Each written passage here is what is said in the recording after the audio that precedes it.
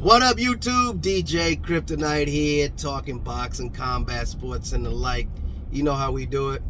I just had to comment on some things. It's really kind of light news in boxing right now, but we still have outlets saying that Terence Crawford and Errol Spence are going to get it on at some point.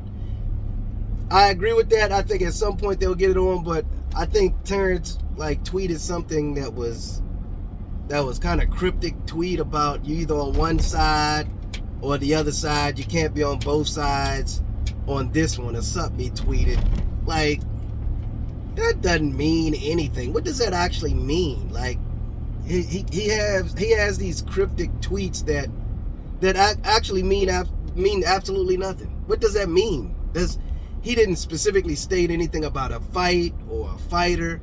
On this one, okay, let's break it down. You got to be on one side or the other on this one. One side of what? One side of what? And on what? This one side or the other on what fight? And what side is that? You can't be on both sides. Okay, what does that mean? It means absolutely nothing. Again, I say, look, Terence Crawford liked to play these games. I really think he's upset because Errol is the A side on this. I really do think that's probably his ego that's more so involved in this. And I think that's getting in the way of negotiations. His ego is telling him that he should be the A side. He should get the lion's share of the money. And that's the end of the ball game, period. And I think that's ultimately what it is. I think everybody else can dance around and sugarcoat what's happening, but that's ultimately what it is. He parted ways with Top Rank. There is no barriers any longer. The only barrier is him. And if you just don't want to do business with Al Heyman, that's a different thing. So if you don't want to do business with Al Heyman, just don't do business with Al Heyman. Don't even entertain it. Just move on, and make fights with Black Prime or BLK Prime and the Zone. You have that as an option. So it's really not anything holding him up from making other fights. But it's just odd. But again, I just think his ego won't allow him to be the B-side, because ultimately he's going to be the B-side coming into PBC and trying to make a fight with a guy who owns 3/4 of the 4 belts available, major sanctioning belts available in the welterweight division. The only one remaining is Terence Crawford's belt, which is the WBO. But ultimately, Errol Spence has those belts, and I think he's taken the belts individually. He's acquired those belts not from one individual, but he's taken the belts from 3 different fighters, which is something to note. I think he took from Ugas. What is it? The guy he went over to England to fight, and I don't know who the other one he took the other one from. But I think that's an accomplishment in and of itself. He's actually collected these belts from 3 different people, so that's saying something. He just didn't beat a person that holds all 3. Yeah, he's actually accumulated these belts over time, so that's telling. So anyway, I think part of the reason is Terence Crawford just doesn't want to be the B-side. He's kind of indirectly said that at points in tweets and his little conversations when he was doing his little tour about the reasons why the fight didn't happen.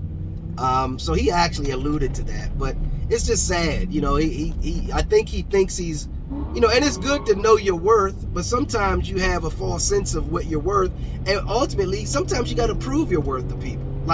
If people don't believe you, prove it. Take a little less money, make the fight. Once you make the fight, beat him, and then make demands. In fact, you'll be in the driver's seat totally, because you wouldn't even be signed with anybody, and you have all 3 belts. You can make fights anywhere, and you hold all the cards. But I don't think he's looking at it that way. I think he realizes this is a risky proposition, fighting Errol Spence, and I don't really think he knows he can win that fight. It's literally a 50-50 fight.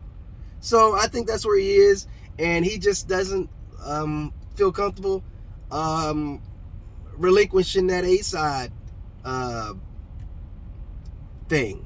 And I think that's ultimately what it is. He's not the A-side in this fight. And everybody can say he is, or think that he is, or, you know, the Bud followers can say that he is, but he's not. And I think he realizes that with the negotiations, and he just backs off. And that's kind of where it is. It's never going to take place until Bud realizes he's not going to get A-side money. He's going to get great money because of the enormity of the fight, but he's not going to be the side who gets the majority of the money.